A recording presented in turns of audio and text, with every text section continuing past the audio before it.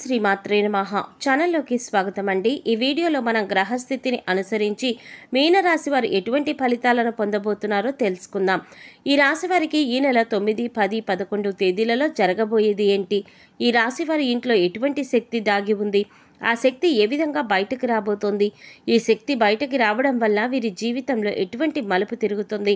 అలాగే ఈ సమయంలో మీరు చేసుకోవలసిన దేవతారాధన, అలాగే పాటించవలసిన పరిహారాల గురించి ఈ వీడియోలో మనం వివరంగా తెలుసుకుందాం.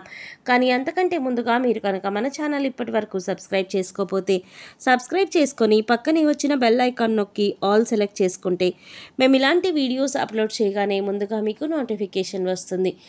అలాగే వీడియో నచ్చినట్లయితే లైక్ చేసి మీ ఫ్రెండ్స్ అండ్ ఫ్యామిలీ మెంబర్స్లో మీనరాశి వారు ఎవరైనా ఉంటే వారితో మర్చిపోకుండా ఈ వీడియోని షేర్ చేసుకోండి.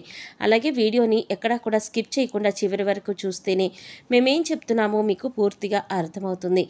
ఇక వివరాల్లోకి వెళ్ళిపోతే, ఈ రాశి వారు సహజంగా మంచి వ్యక్తిత్వాన్ని కలిగి ఉంటారు. ఇతరులకు సహాయం చేయడంలో ముందుంటారు.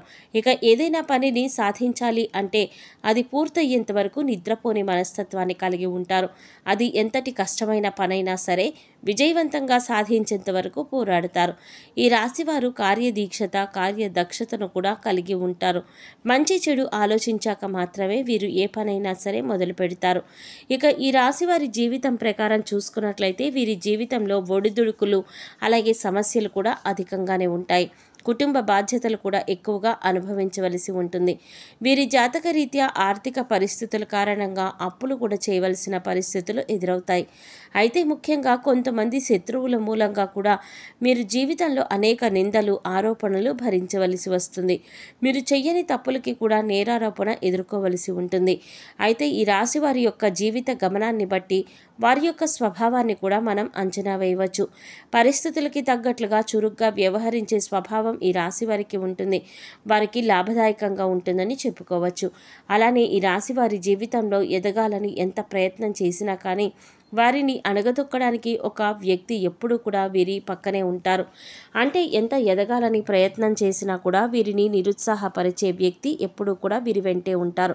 అటువంటి వ్యక్తుల మూలంగా కొన్ని సందర్భాల్లో అవకాశాలను అందిపుచ్చుకోలేకపోతారు.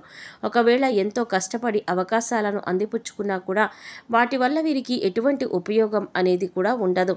అయితే ఈ రాశి వారు జీవితంలో ఎటువంటి పరిస్థితులు వచ్చినా కానీ పట్టుదలతో వీరు ముందుకు సాగినట్లయితే కనుక ఖచ్చితంగా మీ జీవితంలో అనేక రకాల శుభ ఫలితాలను అందుకుంటారు.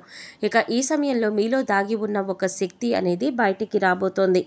అదే ప్రతికూల శక్తి. మీలో చాలా కాలంగా మీకు తెలియకుండా దాగి ఉన్న ప్రతికూల శక్తి ఈ సమయంలో బయటికి రావడం వల్ల మీరు ఎంతో కాలంగా ఇబ్బంది పడుతున్న అనారోగ్య సమస్యలు కానీ, ప్రతికూల ఫలితాలు కానీ అన్నీ దూరం అవుతాయి. ముఖ్యంగా ఆర్థిక పరిస్థితులు మిమ్మల్ని ఎంతో కాలంగా ఇబ్బంది పెట్టిన సందర్భాలు కూడా ఉన్నాయి. క్రమక్రమంగా ఆర్థికంగా దిగజారిపోయిన పరిస్థితులు కూడా చూశారు. ఆర్థికంగా ఎదగడానికి ఎంత కృషి చేసినా కూడా ఎటువంటి ఫలితం కనబడట్లేదు. దానికి కారణం మీ ఇంట్లో దాగి ఉన్న ప్రతికూల శక్తి. ఈ ప్రతికూల శక్తి మీ ఇంట్లో దాగి ఉండడం కారణంగా చాలా కాలంగా మీరెన్నో రకాల ఇబ్బందులు ఎదుర్కొంటున్నారు. ఎన్నో రకాల నిందలు పడవలసి వచ్చింది. అవమానాలు, ఆరోపణలు ఎదుర్కొన్నారు. కుటుంబ సభ్యుల మధ్య సఖ్యత కూడా లేదు. అలాగే ఆర్థికంగా కూడా దిగజారిపోతున్నారు. ఈ విధంగా ఎన్నో రకాల సమస్యలు ఎదుర్కొంటున్నారు. దీనికి గల కారణం మీ ఇంట్లో ఉన్న ప్రతికూల శక్తి. ప్రతికూల శక్తి అంటే నెగిటివ్ ఎనర్జీ. అది ఏ రకంగానైనా సరే మీ ఇంట్లోకి ప్రవేశించి ఉండవచ్చు. అంటే నరదృష్టి ఉన్నా కూడా ప్రతికూల శక్తి మీ ఇంట్లోకి ప్రవేశిస్తుంది.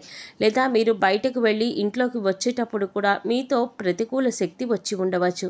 అయితే ఇటువంటి ఒక నెగిటివ్ ఎనర్జీ మీ ఇంట్లో ఉండడం కారణంగా మీరు అనేక రకాలుగా సమస్యలు ఎదుర్కొంటున్నారు. అయితే ముఖ్యంగా ఇన్ని రకాల సమస్యలకి కారణం తెలుసుకుంటేనే మీ సమస్యలకి పరిష్కారం దొరుకుతుంది. దీనికి ఒకే ఒక్క కారణం మీ ఇంట్లో ఉన్న నెగిటివ్ ఎనర్జీ. అయితే ఈ సమయంలో మీ ఇంట్లో ఉన్న నకారాత్మక శక్తి ఏదైతే ఉందో అది బయటకు రాబోతోంది. ఇక ఎప్పుడైతే ఈ నకారాత్మక శక్తి బయటకు వస్తుందో అప్పటి నుంచి మీకున్న దురదృష్టం అంతా కూడా తొలగిపోతుంది. మీరు ఎదుర్కొంటున్న సమస్యలన్నింటి నుంచి కూడా మీరు బయటపడతారు. అయితే ఈ సమయంలో మీరు చేయవలసిన దేవతారాధన, పాటించవలసిన పరిహారాల గురించి తెలుసుకుందాం. ఎప్పుడైతే మీ ఇంట్లో నుంచి నకారాత్మక శక్తి బయటపడుతుందో అప్పటి నుంచి మీరు ఈ సమయంలో ఉదయం, సాయంత్రం కూడా ఇంట్లో ధూపం వేయండి. అలాగే ఒక మట్టి పాత్ర తీసుకొని దానిలో రాళ్ల ఉప్పు వేసి పైన చిటికెడు పసుపు, చిటికెడు కుంకుమ వేసి ఒక 10 నుంచి 15 మిరియాలు ఉప్పు పైన వేయండి. ఇలా వేసి మట్టి పాత్రను 2 చేతుల్లో పట్టుకొని అన్ని గదులు తిరగండి. ఇలా తిరిగేటప్పుడు ఇంట్లో ఉన్న నకారాత్మక శక్తి బయటకు వెళ్ళిపోవాలి అని సంకల్పించుకోండి. తర్వాత మట్టి పాత్రను తీసుకొచ్చి హాల్లో ఎక్కడైనా మూల పెట్టేయండి. మర్నాడు ఉదయం లేచి ఆ ఉప్పును ఏదైనా పారే నీళ్ళల్లో పడేయండి. లేదా ఏదైనా చెట్టు మొదట్లో కానీ లేదా వాష్ ఏరియాలో వేసేసి నీళ్లు వదిలేయండి. తర్వాత కాళ్ళు కడుక్కొని ఇంట్లోకి రండి.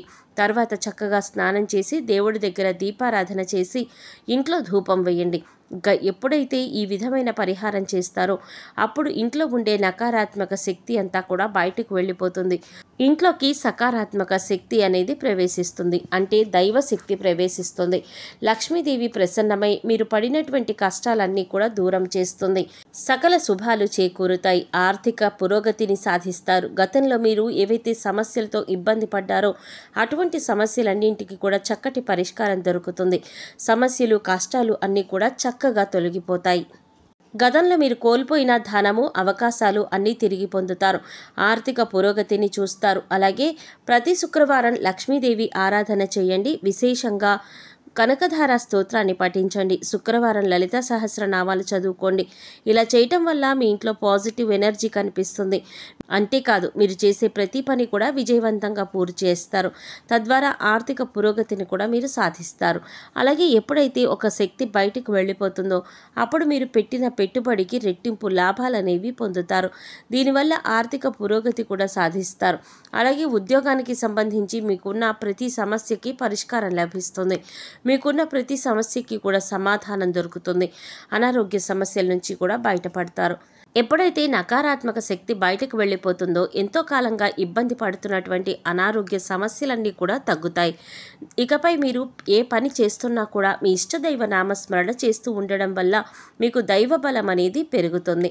అంతేకాదు మీరు వంట చేస్తున్నా లేదా జర్నీ చేస్తున్నా అలాగే ఖాళీ సమయంలో కూడా మీరు మీ ఇష్టదైవ నామస్మరణ చేయడానికి ప్రయత్నించండి. ప్రతిరోజు ఇంట్లో దీపారాధన చేయండి. రోజుకొకసారి ధూపం వేయండి. అప్పుడు ఎటువంటి నకారాత్మక శక్తి కూడా ఇంట్లోకి ప్రవేశించదు. వీలైనంత వరకు దాన ధర్మాలు చేయండి. మూగ జీవాలకు, పశుపక్షాదులకు తాగడానికి నీరు, తినడానికి ఆహారాన్ని ఏర్పాటు చేయండి. సో చూశారు కదండి, ఈ నెల 9, 10, 11 తేదీలలో మీనరాశి వారి జాతక రీత్యా ఎటువంటి ఫలితాలు అందుకోబోతున్నారు, అలాగే వీరి ఇంట్లో ఏ శక్తి దాగి ఉంది, ఆ శక్తి ఏ విధంగా బయటికి వస్తుంది, ఇలా బయటికి రావడం వల్ల మీ జీవితంలో ఎటువంటి మలుపు తిరుగుతుంది, అలాగే ఈ సమయంలో మీరు ఎటువంటి పరిహారాలు చేసుకోవడం వల్ల జీవితంలో ఉన్నతిని సాధిస్తారు అనే పూర్తి వివరాలు ఈ వీడియోలో మనం తెలుసుకున్నాం కదా. ఈ వీడియో మీకు నచ్చినట్లయితే లైక్ చేసి మీ ఫ్రెండ్స్ అండ్ ఫ్యామిలీ మెంబర్స్లో మీనరాశి వారు ఎవరైనా ఉంటే వారితో మర్చిపోకుండా ఈ వీడియోని షేర్ చేసుకోండి. అలాగే ఇప్పటి వరకు మన ఛానల్ కనుక సబ్స్క్రైబ్ చేసుకోకపోతే సబ్స్క్రైబ్ చేసుకొని పక్కనే వచ్చిన బెల్ ఐకాన్ నొక్కి ఆల్ సెలెక్ట్ చేసుకుంటే మేము ఇలాంటి వీడియోస్ అప్లోడ్ చేయగానే ముందుగా మీకు నోటిఫికేషన్ వస్తుంది. మరో చక్కటి వీడియోతో మళ్ళీ కలుద్దామండి. ఓం శ్రీమాత్రే నమః.